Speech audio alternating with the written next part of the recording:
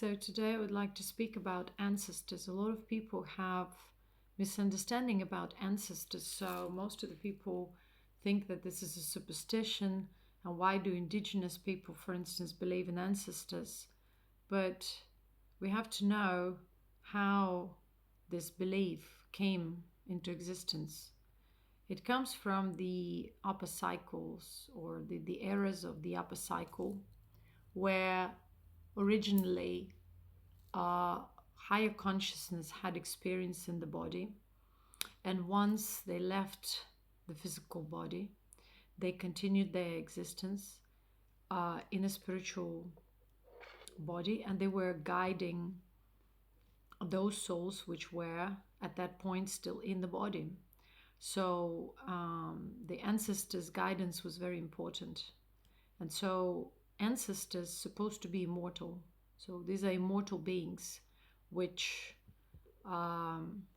continuously overlooked or watched those who were here. For example, immortal spiritual ancestors would be guiding their kind of offspring or future generations, and that accumulated knowledge would be passed on to further generations. The same applied to rulership, to kings and queens and their offspring. So the fact that ancestors were not just departed souls, they did participate actively in the lives of those who were still in the physical bodies, because life was seen as something different from what we see at this point. So this experience, this earthly experience, was not seen as something permanent. And because people were aware of the fact that they are the light beings, that they are consciousness that exists on other dimensions, and this dimensional experience was one of the experiences, so they would treat it this way. It's like, for example, you watch a TV. You know that whatever you're watching may be interesting, maybe entertains you, takes your energy, takes your time, but you willingly participate in watching it and giving it time, but you know that it is going to be over. The same should be seen when we are speaking about beings who have evolved or who have been evolved previously. So they realize their essence, their light essence, that they were light beings who lived in the physical bodies temporarily, but also were constantly aware of their conscious being beyond this body. So this body was a vehicle, but it was, you may say, bound to the ground. So this physical dimension, this physical body had limitations, but their light beings had no such limitations. So they were able to live in different dimensions at the same time. But that ability was kind of, I would say, forgotten with time, lost because consciousness dove further and further into the matter, and we started giving more and more of our energy and thus time to the projected reality, this dimension, this reality that we are witnessing right now, and which is continuously in need of our conscious energy, of our attention. It just yells on all the corners, I need your energy, I need your energy. So whenever we observe any phenomenon or give our attention to any element within this projected reality, we're giving it, first of all, our time, and thus energy, and thus life.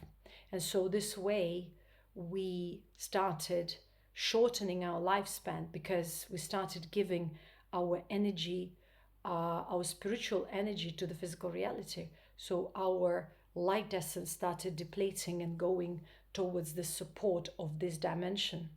This way we have solidified this dimension in our reality, and instead of just having it as a sort of one of the dimensions that have become a primary dimension in this yuga. That's why we say that this is the down cycle, because this physical dimension has kind of solidified within our conscious awareness. And so the majority of people are not aware of their light beings.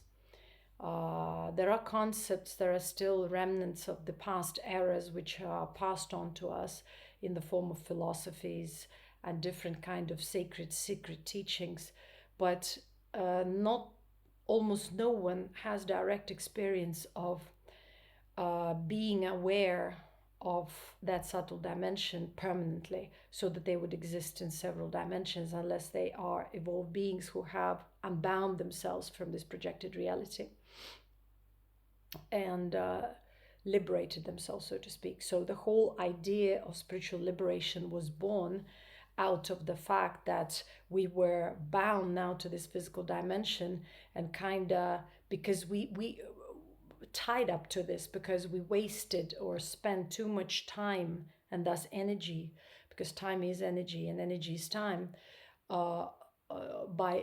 spent a lot of kind of energy and put a lot of emphasis and effort into this dimension. So once you start evolving, you realize that this dimension is like it's illusion, because it's like when you observe, when you look at virtual reality, you, in order to witness a different dimension, even if it's man-made created dimension, you need these glasses, for instance. So the same is for our consciousness. In order to physically operate, witness, and experience this dimension, we need this physical body. So when one is evolved, one experiences this physical body as nothing but a vehicle through which one navigates.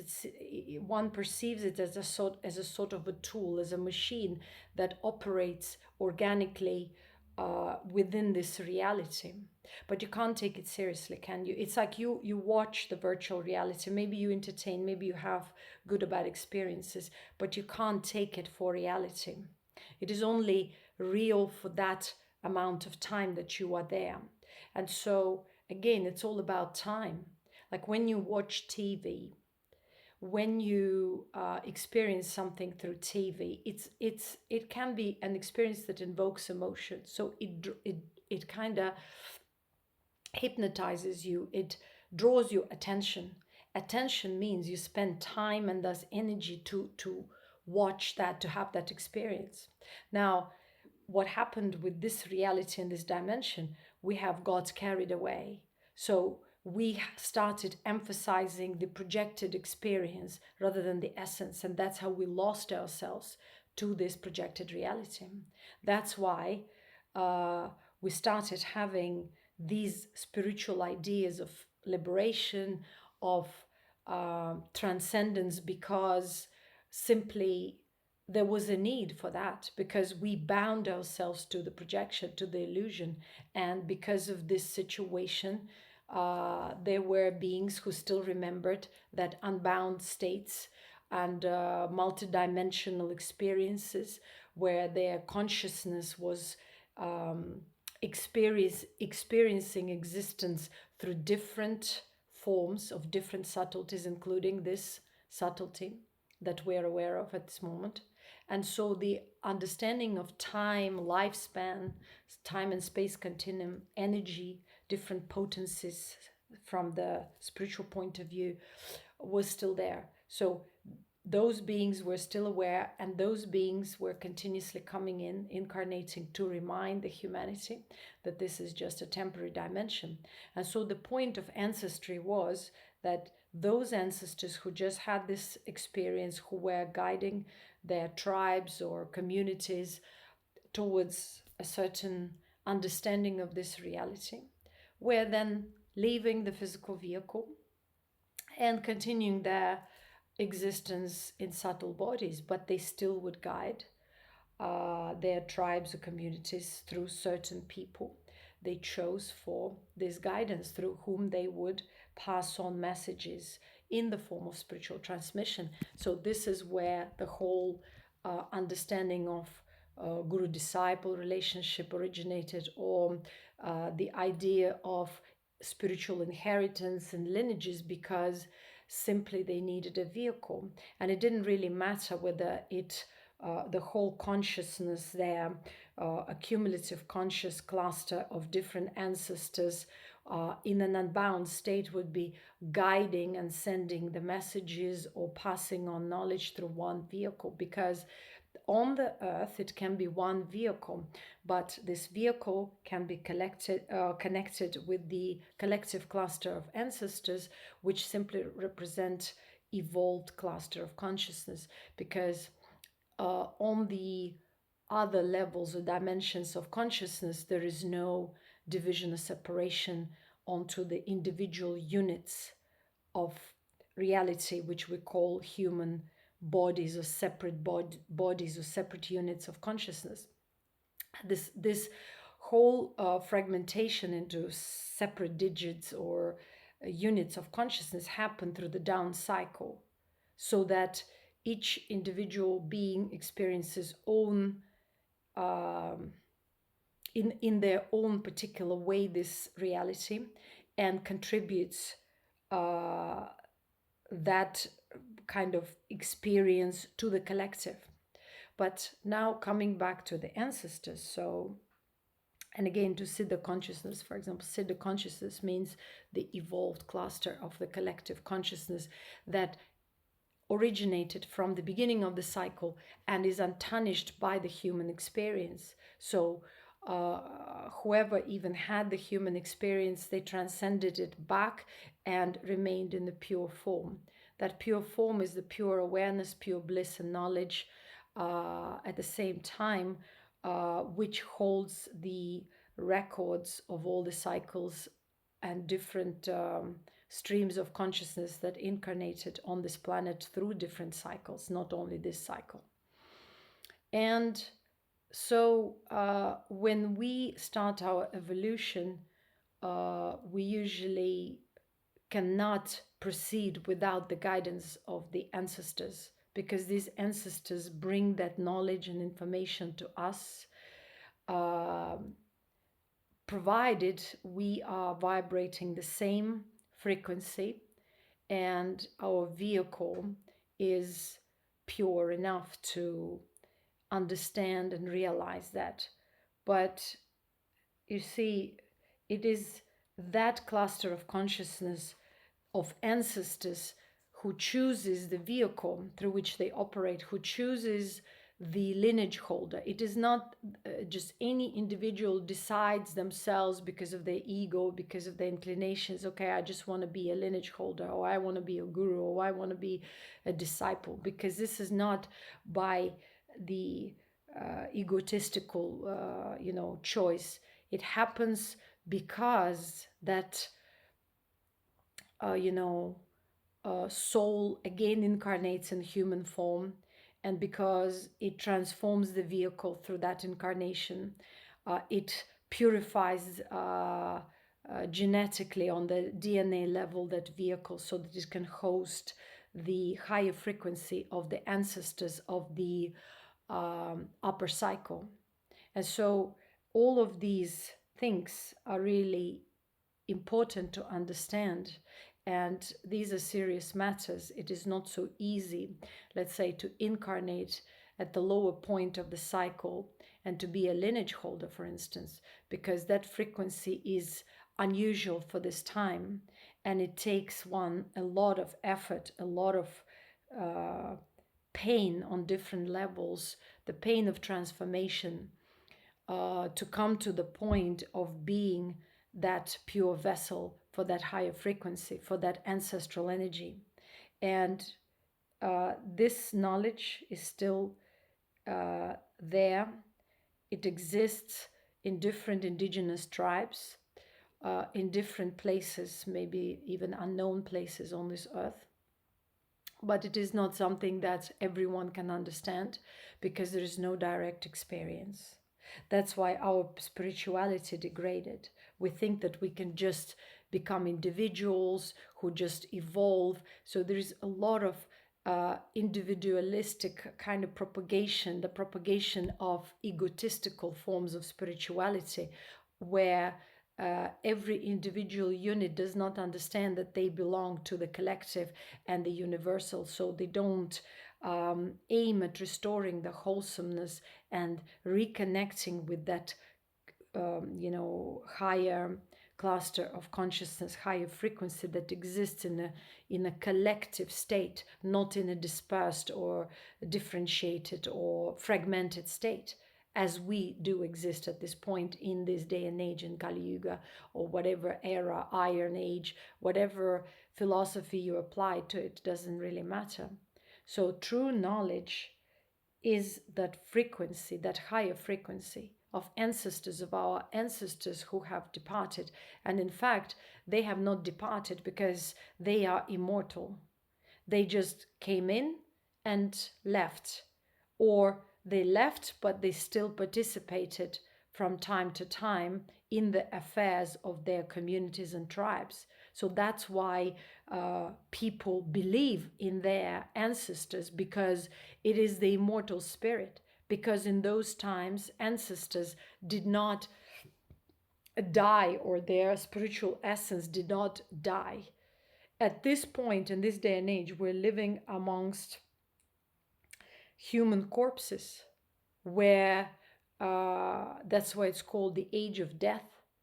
It's the death of the spirit, where the energy essence, the spiritual essence, is lost to the matter. But when we speak about ancestors, we are speaking about immortal beings who used to guide the beings who still incarnated in these physical bodies. And these immortal beings were not dead. They just left the vehicle.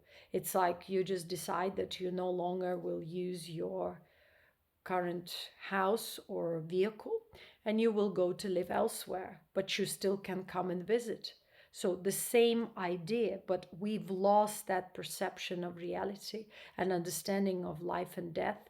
And so we created different perception, because we actually lost the ability to depart freely from the physical vehicle that's supposed to be healthy. So we started experiencing a pseudo death, or a process of rotting alive through our lifestyle and diets and whatever we did, a loss of spiritual inheritance. And so we started losing the connection with our ancestors, with our higher frequency, higher cluster of consciousness, and we started devolving. And the result of this devolution was limited form of energy available to us, and thus shorter lifespan, limited form of life, which was supporting the illusion instead of the supporting of the essence and having a more multidimensional experience. And so we started rotting alive and dying through the process of decomposition. So we have lost a deeper understanding of life and death, which were the points of entrance into this dimension and exit by free will without any pain. So what we're experiencing as death at this point is the pangs of agony, of rotting alive and losing our energy. This is the pain of energy loss. The decaying disease is all the phenomenon of loss of energy to the illusion, because our consciousness, our spiritual essence, is scattered through the projected reality, and we do not nurture ourselves. So in order to come back and restore natural spirituality, restore this link and connection with a higher frequency, we are to focus within and realize the essence. This is called the moment of awakening. And in spiritual sense, it is the second birth, because you really understand now things consciously. You become aware of the dimensions of reality that you weren't aware of before. So the moment you become aware of your subtle dimension, you awaken, you are born again. And so you start realizing slowly and slowly and unraveling this reality. But you are not unraveling it by looking for the truth in this external reality. You realize everything through this inner cultivation and inner refinement when you dissolve emotional layers, dissolve this corruption accumulated through the down cycle, and reconnect, realign with the higher consciousness, which allows you to know the true history, the true essence and the root of our existence, creation, through your own being. This way you unbind yourself and come back to the ancestors, restore that heritage through your own existence. You become a part of that higher evolved cluster and continue your evolution by simply, freely exiting this vehicle without any agony or pains, and that is called spiritual liberation. So if everyone knew this, they would not waste their time for looking for the truth and spirituality in the projected reality. They would focus within and cultivate themselves, restore their inner being, realign, which means yoga, inner realignment with the higher frequency. Through that higher frequency, they would refine their emotional, mental, intellectual, and physical being, dissolve all these layers eventually, and exit this physical body by having at the realization, direct experience of their subtle bodies, the light bodies, whatever the frequency they can in one lifetime, and would continue their path of evolution in a subtle form like their ancestors did.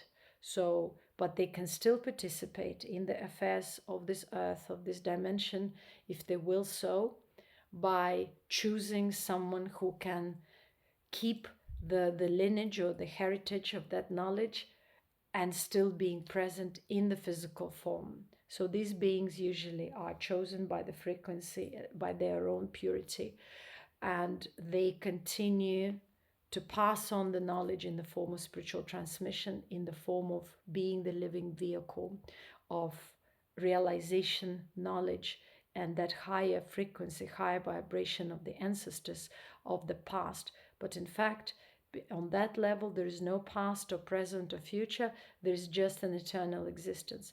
And this is the whole point of spirituality, because the true spirituality is not the spirituality of limited time, because it is the spirituality of eternity, because it's the eternal existence, which is not bound by one dimension or certain events in that illusory dimension, which is limited by certain time or events or people.